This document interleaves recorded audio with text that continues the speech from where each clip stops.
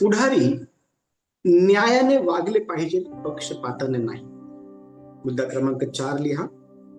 पुढारी न्यायाने वागले पाहिजे, पक्षपाताने नाही.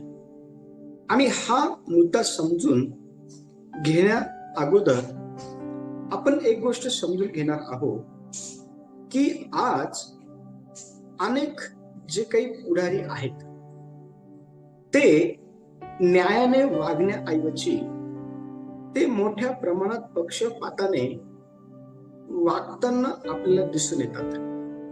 आणि ते अशा प्रकारे पक्षपाताने वागण्याच्या मागची काही जी कारण आहेत ती पवित्र शास्त्रातून आपण शिकणार आहोत. पण ज्या वेळेला आपण वर्तमान समयामध्ये देवाने टाकण्यात आलेल्या जबाबदारीला घेऊन जो पुढारी न्यायाने वागण्याऐवजी पक्षपाताने वागतो, तर तो अशा प्रकारे का वागतो, तर काही गोष्टी ह्या आपल्याला लक्षात येतात की संबंधित पुढारी जो आहे तो लोकांच्या दबावाखाली आला असल्या कारणामुळं किंवा लोकांचा जो काही चुकीचा प्रतिसाद आहे तो त्याला मिळत असल्या कारणामुळं आपण पाहतो की तो त्या ठिकाणी पक्षपाताने जे आहे वागताना आपल्याला दिसून येतं. पण ज्या वेळेला आपण पवित्र शास्त्र वाचतो त्यावेळेला पवित्र शास्त्र मुद्दा क्रमांक 4 ची जी काही परिभाषा ती कशा प्रकारे करते हे आपण समजून घ्यावं. आणि कोणीतरी निर्गम याचा 23वा अध्याय आणि वचन 2 वाचण्यासाठी मला मदत करा. निर्गम 23वा अध्याय आणि वचन 2 आपण वाचणार आहोत. दुष्कर्म करण्यास प्रवृत्त होणाऱ्या बहुजन समाजास अनुसरू नकोस. बहुजन समाजास अनुसरून एखाद्या मुकदम्यात विपरीत न्याय होण्यासाठी साक्ष देऊ नकोस. Very good. आता बघा, ह्या ठिकाणी आपण पाहतो की देव हा एका पुढाऱ्याकडनं कोणत्या गोष्टीची अपेक्षा करत आहे. आणि ज्या गोष्टीची अपेक्षा देव हा पुढाऱ्याकडनं करत आहे त्याच्या विपरीत पुढारी हा आज वागत असलेला आपल्याला पाहायला भेटतो. आणि ह्या ठिकाणी देव अतिशय स्पष्टपणे आपल्याला हे सांगताना दिसून येत आहे, दुष्कर्म करण्याकरता प्रवृत्त होणारा जो काही बहुसंख्य जमाव आहे ना त्याला तू अनुसरू नको. लक्ष द्या, देवाप्रमाणे का दुष्कर्म करण्याकरता प्रवृत्त होणारा जो काही बहुसंख्य लोकांचा जमाव आहे ना त्याला तू अनुसरू नको. आणि बहुसंख्य जो काही जमाव आहे ना तो एखाद्या मुकदम्यामध्ये ज्यावेळेस पडतो तर त्यावेळेला त्या ठिकाणी विपरीत न्याय होण्याकरता तू साक्ष जी आहे ती देऊ नको. लक्ष द्या, आज आपण पुढाऱ्यांचं जर पुढारपणाचं अवलोकन जर केलं तर आपल्याला जास्तीत जास्त पुढारी हे न्यायाने वागण्याऐवजी ते पक्षपाताने वागतात. आणि पक्षपाताने वागण्याकरता त्या ठिकाणी ते कोणत्या गोष्टींचा सहारा घेतात, तर वचन सांगत आहे दुष्कर्म करण्यास प्रवृत्त होणारा जो काही मोठा लोकांचा समुदाय आहे त्याचा तो सहारा घेतात. आणि ते त्याचा सहारा घेऊन स्वतःला जे आहे ना सुरक्षित करण्याचा प्रयत्न करतात. आणि अशा प्रकारची त्यांची जी काही पुढारपणाची वागणूक आहे ही देवाला कळून चुकली होती. आणि ती वागणूक त्यांनी परत करू नये यासाठी देव ह्या वचनातून त्यांना चेतावणी देत असलेला आपल्याला पाहायला भेटतो. देव सांगत आहे की तू त्या ठिकाणी विपरीत न्याय होण्यासाठी साक्ष देऊ नको, कारण तुला पुढारपण विपरीत न्याय करण्याकरता जे आहे ते देण्यात आलेलं नाही. तुला जे पुढारपण देण्यात आलेलं आहे ते पक्षपात करण्यासाठी देण्यात आलेलं नाही. तुला जे पुढारपण देण्यात आलेलं आहे ते मनमर्जीपणाने तू पुढारपण करावं यासाठी तुला ते देण्यात आलेलं नाहीये. तर तुला ते पुढारपण याच करता देण्यात आलेलं आहे की तू व्यवस्थित न्याय करावा, तू स्वतःला पक्षपातापासून दूर ठेवा. आणि लक्ष द्या, आपण ज्या वेळेला योहानाचं पुस्तक 7वा अध्याय जेव्हा आपण काढतो तर योहानाच्या पुस्तकाच्या 7व्या अध्यायामध्ये प्रभू येशू ख्रिस्त हा योग्य ते न्याय संदर्भात काही महत्वाची गोष्ट जी आहे ती बोलताना आपल्याला दिसून येत आहे. कोणीतरी योहानाचं पुस्तक 7वा अध्याय आणि वचन 24 वाचण्यासाठी मदत करा. वरवर पाहून न्याय करू नका, तर यथार्थ न्याय करा. Very good. ह्या ठिकाणी प्रभू येशू ख्रिस्त अतिशय स्पष्टपणे न्याय करत असताना तुम्ही कशा पद्धतीने केला पाहिजे,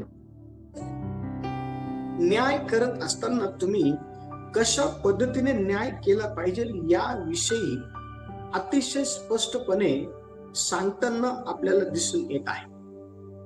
आणि ह्या वचनातून पुढाऱ्यांनी हे समजून घेणं फार गरजेचं आहे की ज्या वेळेला ते न्याय करतात ना त्यावेळेला त्यांनी वरवर पाहून कधीही न्याय करू नये. आणि आत्ताचे पुढारी हे सर्वात मोठ्या प्रमाणामध्ये न्याय करत असताना कोणत्या गोष्टींकडे पाहून ते न्याय करतात तर ते आहे वरवर पाहून. ते यथार्थ न्याय करत नाही. का? कारण यथार्थ न्याय जर त्या ठिकाणी ते करू लागले तर त्यांना मनमर्जीपणा करता येणार नाही.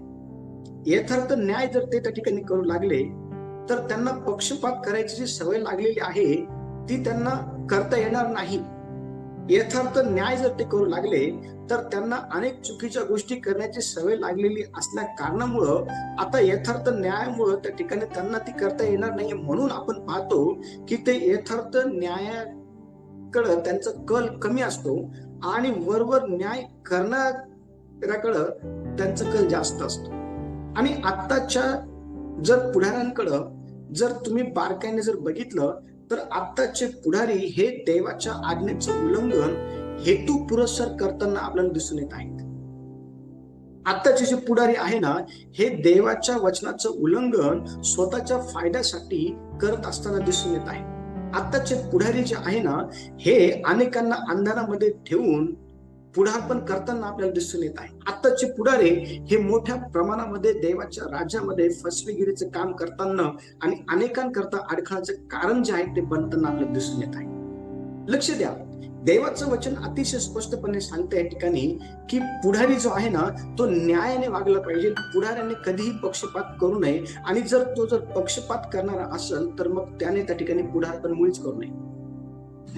कारण त्या ठिकाणी पुढारपण करण्याचा जो काही अभिषेक आहे तो त्याने गमावलेला आहे जीवनामध्ये. हो, कारण ज्या वेळेला आपण इस्रायलाचा पहिला राजा त्याच्याकडे जेव्हा आपण पाहतो शाऊलाकडे त्यावेळेला त्याने पुढारपण व्यवस्थितपणे केलं नसल्या कारणामुळे परमेश्वर देवाने त्याला राजपदावरून झुगारून दिलं होतं. त्याच्यावरचा जो काही पुढारपणाचा अभिषेक आहे, राजाचा जो काही अभिषेक आहे, नेतृत्व करण्याचा जो काही अभिषेक आहे ना तो त्याच्याकडून घेऊन टाकलेला होता. लक्ष द्या, एका पुढाऱ्याने व्यवस्थितपणे पुढारपण करून देवाची जी काही इच्छा आहे ना तिला प्राधान्य देणं फार गरजेचं आहे. तिला प्राधान्य देण्याकरता त्या पुढाऱ्याने न्यायाने जे आहे ते पुढारपण करणं गरजेचं आहे. न्यायाने वागणं गरजेचं आहे. त्याने पक्षपात करू नये, त्याने मनमर्जीपणा करू नये, त्याने कुठल्याही प्रकारे ज्या गोष्टी देवाला आवडत नाही त्या गोष्टी त्याने जे आहे ते प्राधान्य देऊ नये. आणि ह्या ठिकाणी प्रभू येशू ख्रिस्त हा अतिशय महत्वाची गोष्ट जी आहे ना ह्या ठिकाणी असलेले जे यहुदी लोक आहेत, ह्या ठिकाणी असलेले जे स्वतःला देवाच्या नियमशास्त्राचे शिक्षक समजतात त्यांना तो म्हणत आहे की तुम्ही वरवर पाहून न्याय करू नका. कारण त्यांना वरवर पाहून न्याय करण्यामध्ये जास्त रस त्यांना वाटत होता. ते यथार्थ न्याय जे आहे ना ते त्या ठिकाणी करत नव्हते. आणि आज देखील अशाच प्रकारे न्याय करताना आपल्याला अनेक पुढारी जे आहेत ते दिसून येतात आणि त्यांचं त्या पुढारपणामुळं देवाच्या राज्यामध्ये मोठ्या प्रमाणात ते अडखळाचं कारण जे आहे ते बनत आहे आणि इतरांना पण ते अडखळाचं कारण बनत आहे. आणि म्हणून एका पुढाऱ्याने न्यायाने वागलं पाहिजे आणि एका पुढाऱ्याने कधीही पक्षपात जो आहे तो करू नये. पुढचा मुद्दा क्रमांक 5 लिहून घ्या. मुद्दा क्रमांक 5, लोकांवर अन्याय करणं म्हणजे देवाचा अपमान करणं. ज्या वेळेला एखादा पुढारी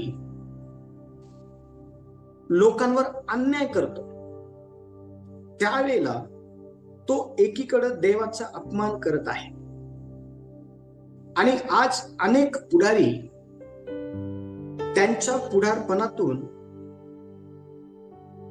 अनेकांवरती अन्याय करताना आपल्याला दिसून येतात. असे अनेक उदाहरणं मी तुमच्या समोर ठेवली. अनेक उदाहरणं ज्यांना खोडता येऊ शकणार नाही. आज अनेक पुढारी जे आहेत ना, हे त्यांच्यावर सोपवण्यात आलेली जी काही पुढारपणाची जबाबदारी आहे ना, त्याच्या साहाय्याने ते अनेकांवरती अन्याय करत आहेत आणि एकीकडे ते अन्याय करून देवाचा अपमान देखील ते करत आहे. आणि लक्ष द्या, ज्यावेळेस आपण वचन वाचतो ना, तर वचनातून अतिशय स्पष्टपणे आमोस याचा 5वा अध्याय आणि 12 वचन बघा काय म्हणत आहे.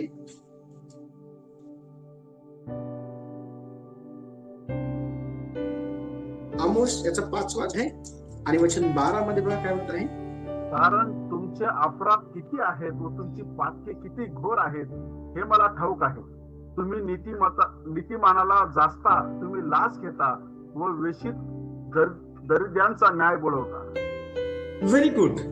बघा, ह्या ठिकाणी अतिशय स्पष्टपणे हा जो छोटा भविष्य वक्ता आहे आमोस नावाचा, हा देवाच्या आत्म्याच्या साहाय्याने ह्या ठिकाणी अतिशय महत्वाची गोष्ट पुढाऱ्यांसंदर्भात बोलताना दिसून येतो. देवानी पुढारपण हे लोकांवरती अन्याय करण्यासाठी दिलेलं नाहीये. देवाने पुढारपण हे लोकांना अंधारात ठेवण्यासाठी दिलेलं नाहीये. देवाने पुढारपण हे लोकांना त्रास देण्यासाठी किंवा लोकांचा उपयोग स्वतःचा फायदा करून घेण्यासाठी करण्याकरता देवाने जे आहे ना पुढारपण दिलेलं नाही. पुढारपण हे खोटी धार्मिकता घेऊन सोंग घेण्यासाठी दिलेलं नाही. खोट्या धार्मिकतेचं सोंग घेण्यासाठी दिलेलं नाही. देवाने पुढारपण हे का दिलेलं माहिती का? देवाने हे पुढारपण यासाठी दिलेलं आहे की देवाचं गौरव व्हावं, देवाचं राज्य वाढावं, देवाच्या राज्यामध्ये एकामागे एक अनेक असे पुढारी तयार व्हावे आणि देवाच्या राज्यामध्ये अनेक लोक जे आहे ना त्या ठिकाणी प्रवेश करावा. देवाच्या राज्याच्या हिताच्या गोष्टी करण्यासाठी देवाने पुढारपण जे आहे ते दिलेलं आहे. पण आत्ताच्या पुढारपणाकडनं परमेश्वर देव ज्या गोष्टी अपेक्षित करतो त्याच्या विपरीत आजचे पुढारी जे आहेत ते कार्य करताना आपल्याला दिसून येतात. आणि बघा, ही गोष्ट आमोसला ज्या वेळेला सांगण्यात आली त्यावेळेस आमोसने त्याच्या पुस्तकामध्ये ही गोष्ट लिहून दिली. तो म्हणत आहे, कारण तुमचे अपराध किती आहेत व तुमची पातके किती घोर आहेत हे मला ठाऊक आहे. पुढाऱ्याने ही गोष्ट समजून घेतली पाहिजे की त्याचे जे अपराध आहे, त्याचे जे पातक आहे हे किती आहे हे देवाला माहिती आहे आणि ते किती घोर आहेत हे पण देवाला माहिती आहे. पुढाऱ्याला असं वाटत असेल की आपण जे पुढारपण करत आहे ते चांगलं आहे, पण देवाच्या दृष्टिकोनातून ते पुढारपण खरंच चांगलं आहे का याचं जर आत्मपरीक्षण केलं तर त्या ठिकाणी तुम्हाला उत्तर भेटेल नाही. देवाच्या दृष्टिकोनातून ते पुढारपण चांगलं नव्हतं, ते स्वतःच्या दृष्टिकोनातून चांगलं होतं. ते इतरांना त्रास देणार होतं देवाच्या दृष्टिकोनातून जर बघितलं तर, ते इतरांना फसवणार होतं देवाच्या दृष्टिकोनातून जर बघितलं तर, ते इतरांना पाडणार होतं देवाच्या दृष्टिकोनातून जर बघितलं तर. लक्ष द्या, ह्या ठिकाणी अतिशय स्पष्टपणे आमोस म्हणत आहे की तुमचे अपराध किती आहेत हे माहिती आहे देवाला. तुम्ही किती खोटं बोललेले आहे देवाला माहिती आहे. तुम्ही किती लूटमार केलेली आहे देवाला माहिती आहे. तुम्ही किती हेराफेरी केलेली आहे देवाला माहिती आहे. तुम्ही किती देवाच्या नावाखाली चुकीच्या गोष्टी केल्या हे देवाला माहिती आहे. देवाचे स्पष्ट सांगत आहे तुमची पातकी घोर आहे हे मला ठाऊक आहे. स्पष्टपणे देव सांगत आहे. बघा, पुढे देव म्हणत आहे तुम्ही नीतिमानाला जाचता. जो खरा धार्मिक व्यक्ती आहे, जो खरा नीतिमान आहे, जो प्रामाणिकपणे देवाला भिवून जीवन जगतो, जो प्रामाणिकपणे देवाच्या पाचरणाला अनुसरून जो आहे तो चालतो, अशा नीतिमान व्यक्तीला तुम्ही जाचता आणि तुम्ही लाच घेतात. लाच या विषयावरती येणाऱ्या दिवसामध्ये मी शिकवणार आहे कशा प्रकारे घेतली जाते ते.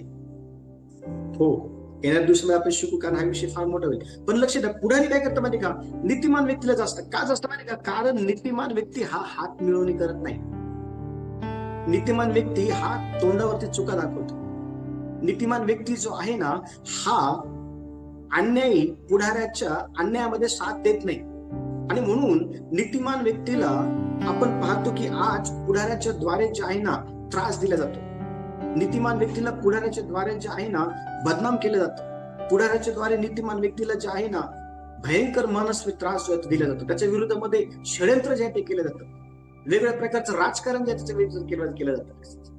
हो, त्याच्या विरोधामध्ये अशाच प्रकारचं राजकारण जे ते केलं जातं. का माहिती का? कारण तो नीतिमान असतो, कारण तो देवभीरू असतो, कारण देवाच्या विषयीच्या गोष्टी त्याला आवडत असल्या कारणामुळे तो वाईट गोष्टींना साथ देत नाही. म्हणून तर आत्ताचे जे पुढारी आहे ना, एक पुस्तक मी तुम्हाला येणाऱ्या दिवसांमध्ये ऑर्डर करून देण्याचा प्रयत्न करेन, जुलमी पुढारी म्हणून. खूप सुंदर पुस्तक ते आहे. माल्कम वेबर यांनी ते लिहिलेलं आहे. खूप सुंदर पुस्तक आहे. मी येणाऱ्या दिवसांमध्ये मे बी आपल्या झूम वरती माल्कम वेबर यांच्यासोबत काम करणारे जे सन्माननीय देवाचे सेवक आहेत, पास्टर भालचंद्र कांबळे आणि त्यांची पत्नी लीना कांबळे यांना देखील आणण्याचा प्रयत्न आपण करूया. खूप सुंदर शिक्षण पुढारपणाचं तुम्हाला देतील. लक्ष द्या, ह्या ठिकाणी अतिशय स्पष्टपणे म्हणत आहे की तुम्ही नीतिमान व्यक्तीला जाचता, तुम्ही लाच घेतात आणि वेश्वित दारिद्र्याचा न्याय बुडवतात. आज ह्याच गोष्टी चालू आहे देवाच्या सेवेमध्ये पुढारपण करणाऱ्या लोकांच्या द्वारे. मी सर्व पुढाऱ्यांविषयी बोलत नाही, पण काही पुढारी असे आहेत की जे लाच घेणारे आहे, जे नीतिमानाला त्रास देणारे आहे आणि जे गरीब आहे त्यांचा न्याय बुडवणारे आहेत. आणि तुम्हाला माहिती का, परमेश्वर देव अशा प्रकारच्या लोकांना जाब विचारणार आहे. परमेश्वर देव अशा प्रकारच्या लोकांना सोडणार नाही, कारण त्यांनी एकीकडं लोकांवरती अन्याय करत असताना परमेश्वराचा अपमान त्यांनी केलेला आहे. आणि परमेश्वर जो आहे ना, लक्ष द्या, देवाचं वचन अतिशय स्पष्टपणे सांगतो. ज्यावेळेस आपण आमोसचं पुस्तक 8 अध्याय आणि 4 आणि 6 वचन वाचलं, बघा देखील काय म्हटलेलं आहे. 4 आणि 6 वचन, 4 ते 6 वचन वाचा. आमोस 8, 4 ते 6. जे तुम्ही गरजूंना गिळण्यासाठी आ पसरता व देशातील गरिबांना नष्ट करण्यास पाहता, ते तुम्ही हे ऐका. तुम्ही म्हणता चंद्रदर्शन कधी आटोपले म्हणजे आम्हाला धान्य विकता येईल. शब्दात केव्हा संपेल म्हणजे आम्ही गहू बाहेर काढू, एफा लहान करू, शेकेल मोठा करू व खोट्या तागडीने फसवू. म्हणजे आम्ही रुपये देऊन दिनांना विकत घेऊ, एक जोडा देऊन गरिबांना विकत घेऊ व गव्हाची भूस विकून टाकू. बघा, ह्या ठिकाणी अतिशय स्पष्टपणे आमोस जो आहे ना, पुढाऱ्याच्या ज्या काही चुकीच्या गोष्टी आहेत त्या उघडकीस करत आहे. आणि त्या उघडकीस करण्या अगोदर तो त्या ठिकाणी अतिशय स्पष्टपणे हे सांगताना आपल्याला दिसून येत आहे की तुम्ही जे लोकांवर अन्याय करणारे पुढारी आहात ना, ते तुम्ही गरजूंना गिळण्यासाठी आ पसरतात. आज अनेक पुढारी हे गरजू लोकांना पुढं करून पाठीमागून नफा जे आहे ते काढून घेतात. दाखवताना असं दाखवतात की आम्ही ह्या गरजू लोकांकरता जे आहे फार काम करत आहोत, ह्या गरजू लोकांकरता आम्ही जे आहे ना फार आम्ही प्रयत्नशील आहोत. आणि गरजू लोकांना पुढं करून ते त्यांच्या स्वतःचा जो काही फायदा आहे ना तो काढून घेतात.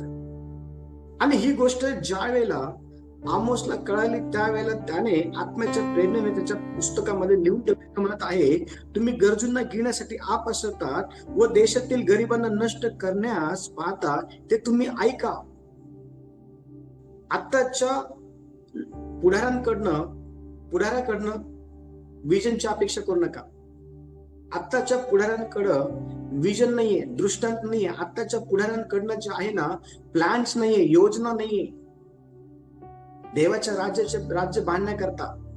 आत्ताच्या पुढाऱ्यांकडनं कुठल्याही प्रकारच्या चांगल्या गोष्टीची अपेक्षा ही लोकांना आता राहिलेली नाहीये. कारण लोकांना कोण चुकले आता पुढारी कशा प्रकारचे आहेत. पुढाऱ्याकडे फक्त स्वतःच जीवन चांगलं ठेवण्याच्या योजना आहेत, स्वतःचा परिवार चांगला ठेवण्याच्या योजना आहेत, स्वतःच्या गोष्टींकडनं मिळवण्याच्या योजना आहेत. त्याच्याकडे देवाच्या राज्याची योजना नाहीये. देवाच्या लोकांच्या हिताची योजना नाही, गरिबांच्या चांगल्या करण्याची योजना नाहीये. त्याच्याकडं नीतिमानांना त्रास देण्याची योजना आहे, त्याच्याकडे गरिबांना त्या ठिकाणी भयंकर पिडण्याची योजना आहे पुढाऱ्याकडं. हो, आज देखील अनेक ठिकाणी अशा प्रकारे आपल्याला पाहायला भेटतं. आणि आपण देखील देवाच्या राज्याचा एक भाग असल्या कारणामुळं आपण देखील पुढारी आहोत. तर आपल्याला ह्या गोष्टी समजणं फार गरजेचं आहे की आपण लोकांवरती अन्याय करत असताना एकीकडे आपण लोकांचा नाही, एकीकडे आपण देवाचा अपमान करत आहोत. आणि ही गोष्ट आपल्याकडून होऊ नये. हो, देवाच्या राज्यामध्ये, सेवेमध्ये अनेक पुढारी अशा प्रकारे तुम्हाला दिसतील. अनेक पुढारी अशा प्रकारे तुम्हाला दिसतील. अशा पुढाऱ्यांचा जो आहे ना, विरोध करा. कारण त्यांच्यामुळे देवाचं राज्य क्षतिग्रस्त होते. त्यांच्यामुळं देवाच्या राज्यामध्ये लोक आलेले दाट चाललेले आहेत. त्यांच्यामुळे अनेक जण पडलेले आहेत. त्यांच्या अशा प्रकारच्या कुटील वृत्तीमुळं लोकांचं आत्मिक पतन जे आहे ते झालेलं आहे. लक्ष द्या, देव अतिशय स्पष्टपणे सांगत आहे, लोकांवर अन्याय करणं म्हणजे देवाचा अपमान करणं. आणि अनेक पुढारी देवाचा अपमान करत आहे, लोकांवरती अन्याय करून. पुढचा मुद्दा क्रमांक 6 लिहून घ्या. देव खोट्या सल्लागारांना दूर करतो. मुद्दा क्रमांक 6 लिहा. देव खोट्या सल्लागारांना दूर करतो. मिका 3 अध्याय आणि 11 वचन पहा. 3 अध्याय आणि 11 वचन.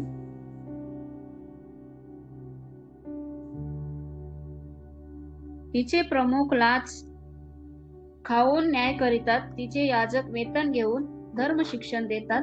तिचे संदेष्टे पैसे घेऊन भविष्य सांगतात. तरी ते परमेश्वरावर अवलंबून म्हणतात की परमेश्वर आमच्या ठायी नाही काय, आम्हावर काही अनिष्ट येणार नाही. बघा, किती भयानक असं ह्या ठिकाणी परमेश्वराला पुढं करून स्वतः किती चांगलं आहे हे दाखवण्याचा प्रयत्न केला आहे. पण यांच्यात ते चांगुलपणा आहे का? वचन वाचल्यानंतर समजून येत नाही की यांच्यात तरी चांगुलपणा आहे म्हणून. कारण वचन सांगत आहे की जे पुढारी आहे ना, ते लाच खाऊन न्याय करतात. लाच खाणं म्हणजे काय? चोरी करणं. कशाची? देवाच्या पैशांची. आणि देवाच्या पैशांची चोरी करत असताना जर कुणाला समजलं आणि त्याने जर देवाच्या पैशाची चोरी करणाऱ्या पुढाऱ्यावरती ऑब्जेक्शन घेतलं, तर तो पुढारी ऑब्जेक्शन घेणाऱ्या व्यक्तीला जो आहे ना, त्रास देऊ लागतो. तो जो पुढारी आहे ना, ऑब्जेक्शन घेणाऱ्या व्यक्तीला जो आहे ना, विचारपूस करणाऱ्या व्यक्तीला जो आहे ना, त्याचा न्याय करू लागतो किंवा त्याला त्रास देऊ लागतो. बघा, ह्या ठिकाणी स्पष्टपणे आपल्याला हे पाहायला भेटतं की पुढाऱ्यांनी व्यवस्थित पुढारपण केलं नसल्या कारणामुळं आता त्यांच्या चुकीच्या गोष्टींमुळं त्यांनी त्यांच्या स्वतःची जी काही साक्ष आहे ती खराब करून घेतलेली आहे.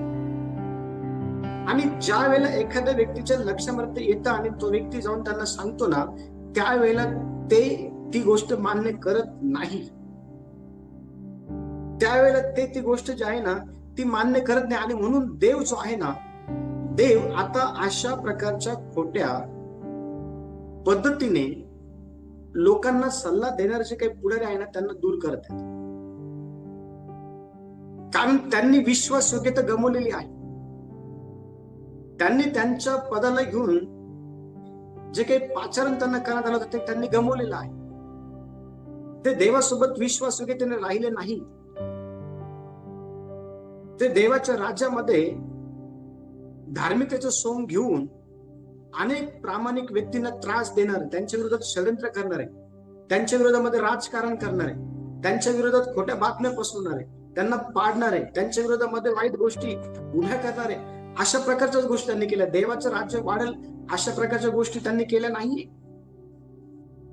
त्यांच्याकडे विजन नाहीये, त्यांच्याकडे दृष्टांत नाहीये, त्यांच्याकडे आत्मे वाचवण्याकरता त्यांच्याकडे प्लॅन्स नाहीये, त्यांचं जीवन प्रार्थनामय नाहीये. त्यांच्याकडं एखाद्या व्यक्तीला उभं करण्याची जो काही अभिषेक त्यांच्यावर तो त्यांनी गमवून बसलेला आहे अशा प्रकारच्या चुकीच्या गोष्टी करून. आणि म्हणून तर परमेश्वर देवाला त्यांचा वीट आलेला आहे. म्हणून तर परमेश्वर देव जो आहे ना तो अशा प्रकारच्या खोट्या पुढाऱ्यांना आता आपल्यापासून दूर जे आहे ते तो करू पाहत आहे. आणि बघा, ज्या वेळेला आपण दुसरे इतिहास 18वा अध्याय आणि त्या ठिकाणी 4 ते 22 वचन वाचतो ना, तर आपल्याला राजा आहाब जो आहे ना त्याला अनेक खोट्या संदेष्टांनी खोटा सल्ला दिला. पुढाऱ्याचं पतन काय होतं माहिती का? कारण पुढाऱ्याच्या जवळपास खोटे सल्लेगार असतात. हो, पुढाऱ्याचा नाश का होतं माहिती का? कारण पुढाऱ्याच्या आजूबाजूला खोटे सल्लेगार असतात. आणि खोट्या सल्लेगारांचा सल्ला घेऊन ज्यावेळेस पुढारी जो आहे ना काम करायला लागतो ना, त्यावेळेला त्या ठिकाणी त्या पुढाऱ्याचा नाश होतो किंवा त्या पुढाऱ्याचं पतन होतं. आणि ह्या ठिकाणी आहाब जो राजा आहे ना, आहाब राजाला अनेक खोटे सल्ले जे आहेत ते दिलेले होते. अनेक खोटे सल्ले. आणि तुम्हाला माहिती का, त्या ठिकाणी त्या खोट्या सल्लेगारांचा त्यांनी सल्ला ऐकला. त्या ठिकाणी आहाब राजाने त्याची शहानिशा केली नाही. आणि त्याची शहानिशा न केल्या कारणामुळं आहाब राजा जो आहे ना त्या ठिकाणी मृत्यू पावला. तुम्ही जर हा वृत्तांत जर वाचला दुसरा इतिहास 18वा अध्याय 4 ते 22 तर त्या ठिकाणी तुम्हाला पाहायला भेटल की अनेक खोट्या सल्लागारांचा सल्ला आहाबाने काय केला माहिती का? तो मान्य केला. त्याची शहानिशा केली नाही. जर त्यांनी त्याची शहानिशा केली असती, हा सल्ला खोटा आहे, तर त्या ठिकाणी त्याचा मृत्यू झाला नसता. पण शहानिशा न करता त्यांनी त्या खोट्या सल्लागारांच्या खोट्या सल्ल्यावरती विश्वास ठेवला. आणि लक्ष द्या, वचन सांगतं त्यांच्या सल्ल्यावर विश्वास ठेवल्या कारणामुळे तो मृत्यू पावला. आज पुढाऱ्यांचं पतन काय होतं माहिती का? कारण त्यांच्या आजूबाजूला खोटे सल्लेगार असतात आणि ते त्यांचा सल्ला बरोबर आहे किंवा नाही या विषयीचं परीक्षण करण्याऐवजी ते त्याच्यावर विश्वास ठेवतात आणि कार्य करायला सुरुवात करतात. आणि मग आपल्याला पाहायला भेटते की त्यांचं पतन होतं. हीच गोष्ट आहाबासोबत घडलेली आहे.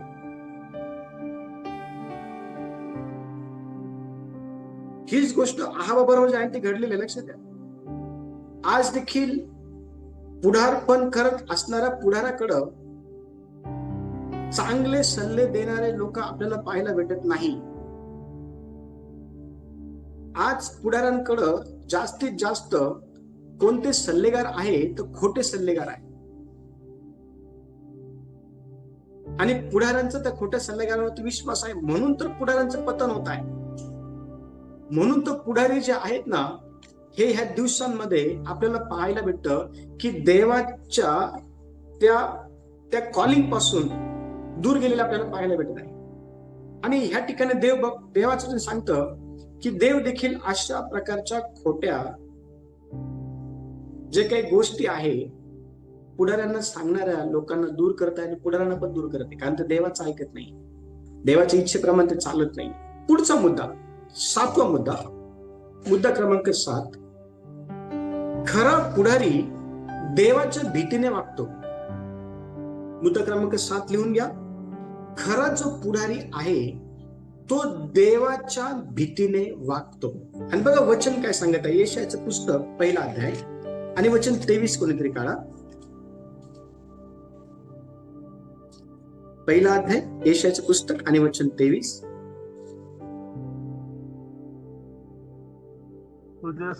तुझे सरदार बंडखोर व चोरांचे साथीदार झाले आहेत. त्यातील प्रत्येकाला लाचांची आवड आहे. प्रत्येक जण नजराण्या मागे लागणारा आहे.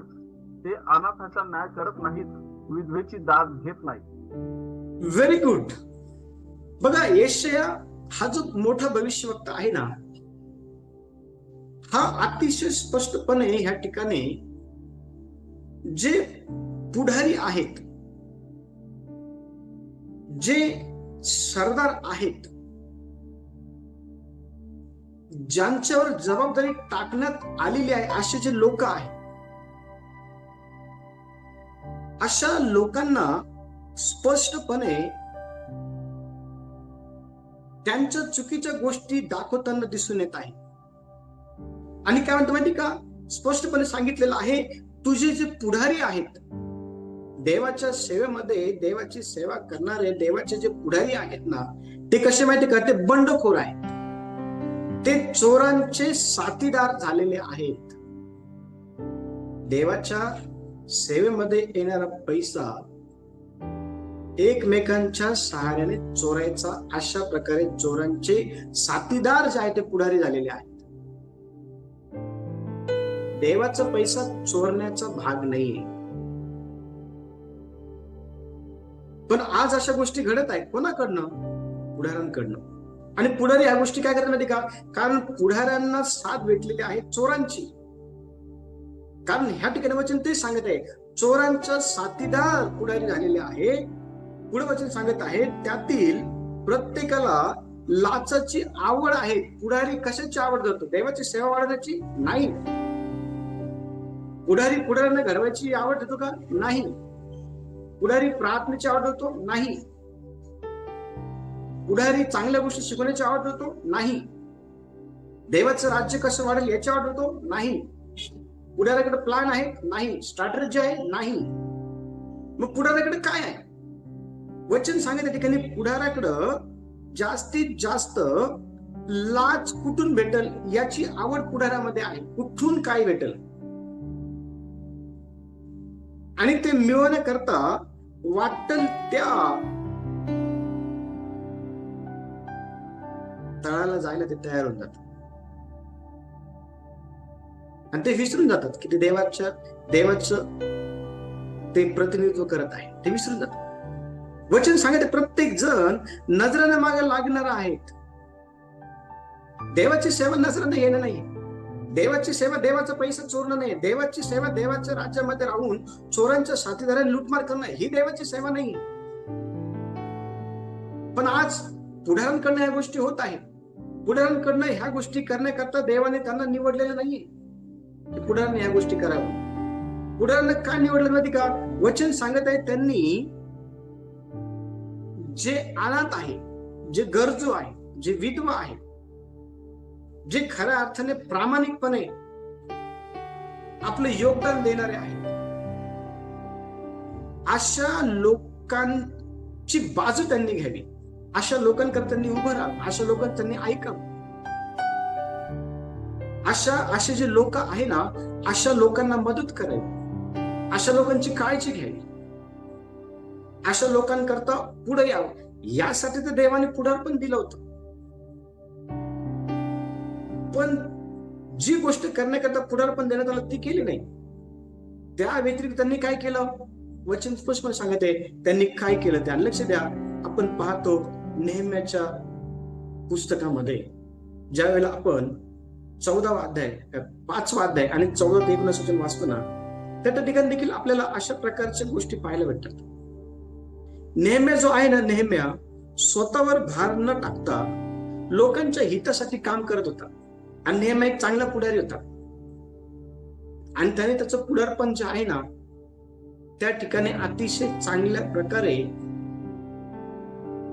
करून दाखवलं असल्या कारणामुळं येरिहोच्या ज्या काही भिंती आहे ना, त्या त्याला बांधता आल्या. आताचे पुढारी बांधणारे नाहीये, आताचे पुढारी पाडणारे आहेत. आताच्या पुढाऱ्यांकडनं नेहम्यासारखं पुढारपण ना पाहायला भेटत नाही. त्या ठिकाणी नेहम्याला भरपूर अपॉर्च्युनिटी होती. येरुशलेमेच्या भिंती बांधत असताना लुटमार करण्याची. कारण तुम्ही जर हा संपूर्ण वृत्तांत जर वाचला ना, तर अनेक गोष्टी राजाने स्वतः नेहम्याला जे आहे ना देण्याचं अभिवचन दिलेलं असताना त्याला ते दिलं देखील होतं. कोणत्याच गोष्टींची कमी त्या ठिकाणी येरुशलेमेच्या भिंती बांधण्याकरता पडली नाही. पण तुम्हाला माहिती का, नेहम्या हा लाच घेणारा नव्हता. नेहम्या हा त्या ठिकाणी चोरांचा साथ देणार नव्हता. त्या ठिकाणी होते काही जण, बंडखोर, पण त्यांचा साथ त्याने दिला नाही. नेहम्याने देवाच्या सेवेमध्ये स्वतःचं प्रॉफिट बघितलं नाही. नेहम्याने देवाच्या सेवेमध्ये स्वतःचा फायदा बघितला नाही. नेहम्याने रात्रंदिवस देवाचं काम करण्याकरता आतोनात प्रयत्न केले. आत्ताचे पुढारी प्रयत्न नाही करत, कष्ट नाही करत आत्ताचे पुढारी. ह्या ठिकाणी नेहम्या हा राजाचा पाल्या दरबार होता. लक्ष द्या, त्याच्याकडे एक जबाबदारी देखील होती. त्या जबाबदारीसह तो देवाचं काम करताना आपल्याला दिसून येतो. या ठिकाणी चर्च, आपण ह्या ठिकाणी काय पाहतो, काय शिकत आहोत? पुढारी हा पक्षपाती नसावा.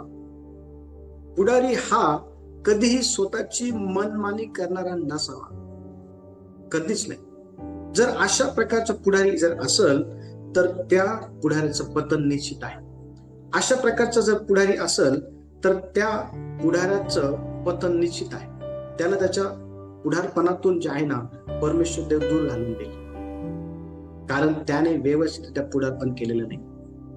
देवाच्या सेवेमध्ये अनेक क्षतिग्रस्तता त्याच्या पुढारपणामुळे आलेला आहे. चर्च, आपण पुढारी आहोत. आपल्याकडनं अशा प्रकारच्या चुका पुढारपण करत असताना मुळीच होऊ नये म्हणून आपण आपल्या स्वतःला जपणं, सांभाळणं फार फार फार आणि फार गरजेचं आहे. फार गरजेचं आहे. जर आपण आपल्या स्वतःला सांभाळलं तर आपल्याला देवाचं राज्य बांधता येईल. आपण आपल्या स्वतःला सांभाळलं तर आपण कधी इतरांकरता ठोकरचं कारण बनणार नाही. आपण आपल्या स्वतःला सांभाळलं तर लक्ष द्या, आपल्याद्वारे देवाचं गौरव होईल, देवाचा अपमान होणार नाही. आपण जर व्यवस्थितपणे पुढारपण केलं तर आपलं पुढारपण हे अनेक लोकांकरता आशीर्वादाचं कारण ठरतं. अनेक लोकांकरता. देवबाप या वचनाच्या द्वारे सर्वांना आशीर्वाद देव. यावेळेला आपण आपले डोळे बंद